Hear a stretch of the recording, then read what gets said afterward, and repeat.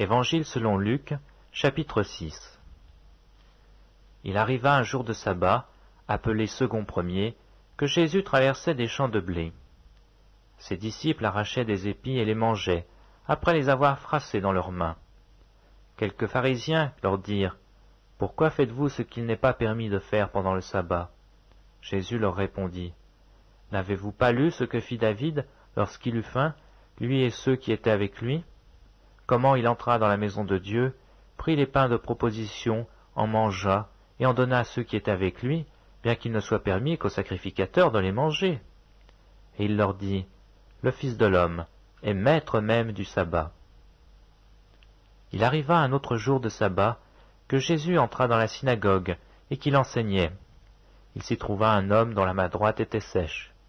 Les scribes et les pharisiens observaient Jésus, pour voir s'il ferait une guérison le jour du sabbat. C'était afin d'avoir sujet de l'accuser.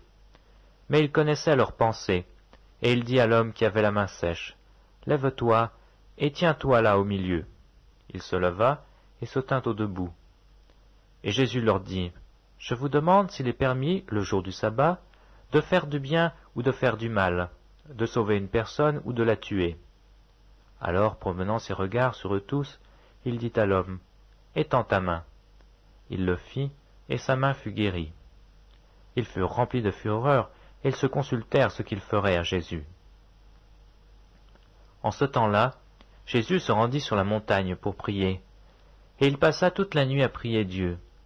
Quand le jour parut, il appela ses disciples, et il en choisit 12, auxquels il donna le nom d'apôtres. Simon, qu'il nomma Pierre, André son frère, Jacques, Jean, Philippe, Barthélemy, Matthieu, Thomas, Jacques, fils d'Alphée, Simon appelé le Zélote, Jude, fils de Jacques, et Judas Iscariote, qui devint traître. Il descendit avec eux et s'arrêta sur un plateau où se trouvait une foule de ses disciples et une multitude de peuple de toute la Judée et de Jérusalem et de la contrée maritime de Tyr et de Sidon.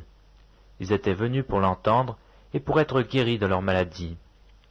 Ceux qui étaient tourmentés par des esprits impurs étaient guéris, et toute la foule cherchait à le toucher, parce qu'une force sortait de lui et les guérissait tous. Alors Jésus, levant les yeux sur ses disciples, dit, « Heureux vous qui êtes pauvres, car le royaume des dieux est à vous. Heureux vous qui avez faim, maintenant, car vous serez rassasiés. Heureux vous qui pleurez maintenant, car vous serez dans la joie. Heureux serez-vous lorsque les hommes vous haïront, lorsqu'on vous chassera, vous outragera, et qu'on rejettera votre nom comme infâme à cause du Fils de l'homme. Réjouissez-vous en ce jour-là, et tressaillez d'allégresse, parce que votre récompense sera grande dans le ciel, car c'est ainsi que leur Père traitait les prophètes. Mais malheur à vous, riches, car vous avez votre consolation. Malheur à vous qui êtes rassasiés, car vous aurez faim. Malheur à vous qui riez maintenant, car vous serez dans le deuil et dans les larmes. Malheur lorsque tous les hommes diront du bien de vous, car c'est ainsi qu'ils agissaient, leur Père, à l'égard des faux prophètes. Mais je vous dis à vous qui m'écoutez, aimez vos ennemis, faites du bien à ceux qui vous haïssent, bénissez qui vous maudissent, priez pour ceux qui vous maltraitent. Si quelqu'un te frappe sur une joue, présente-lui aussi l'autre. Si quelqu'un prend ton manteau, ne l'empêche pas de prendre encore ta tunique. Donne à quiconque te demande, et ne réclame pas ton bien à celui qui s'en empare. Ce que vous voulez que les hommes fassent pour vous, faites-le de même pour eux. Si vous aimez ceux qui vous aiment, quel gré vous en sera-t-on? Les pécheurs aussi aiment ceux qui les aiment. Si vous faites du bien à ceux qui vous font du bien, quel gré vous en sera-t-on? Les pécheurs aussi agissent de même. Et si vous prêtez à ceux qui vous espérez recevoir, quel gré vous en sera-t-on? Les pécheurs aussi prêtent aux pécheurs, afin de recevoir l'appareil. Mais aimez vos ennemis, faites du bien, et prêtez sans rien espérer, et votre récompense sera grande, et vous serez fils du Très-Haut, car il est bon pour les ingrats et pour les méchants. Soyez donc miséricordieux, comme votre Père est miséricordieux. Ne jugez point, et vous ne serez point jugés. Ne condamnez point, et vous ne serez point condamnés. Absolvez, et vous serez absous. Donnez, et il vous sera donné. On versera dans votre sein une bonne mesure, serrée, secouée et qui déborde. Car on vous mesurera avec la mesure dont vous vous serez servis. Il leur dit aussi cette parabole. Un aveugle peut-il conduire un aveugle? Ne tomberont-ils pas tous deux dans une fosse? Le disciple n'est pas plus que le maître, mais tout disciple accompli sera comme son maître. Pourquoi vois-tu la paille qui est dans l'œil de ton frère, et n'aperçois-tu pas la poutre qui est dans ton œil?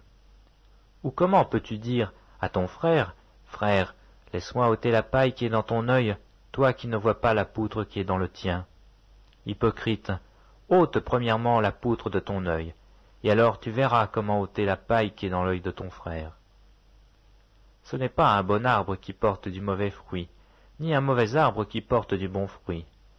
Car chaque arbre se connaît à son fruit. On ne cueille pas des figues sur les épines, et l'on ne vendange pas des raisins sur des ronces. L'homme bon tire de bonnes choses du bon trésor de son cœur, et le méchant tire de mauvaises choses de son mauvais trésor, car c'est de l'abondance du cœur que la bouche parle. Pourquoi m'appelez-vous Seigneur, Seigneur, et ne faites-vous pas ce que je dis? Je vous montrerai à qui est semblable tout homme qui vient à moi, entend mes paroles et les met en pratique. Il est semblable à un homme qui, bâtissant une maison, a creusé bien avant, et a posé le fondement sur le roc. Une inondation est venue, et le torrent s'est jeté contre cette maison, sans pouvoir l'ébranler, parce qu'elle était bien bâtie. Mais celui qui entend et ne met pas en pratique est semblable à un homme qui a bâti une maison sur la terre, sans fondement. Le torrent s'est jeté contre elle, aussitôt elle est tombée, et la ruine de cette maison a été grande.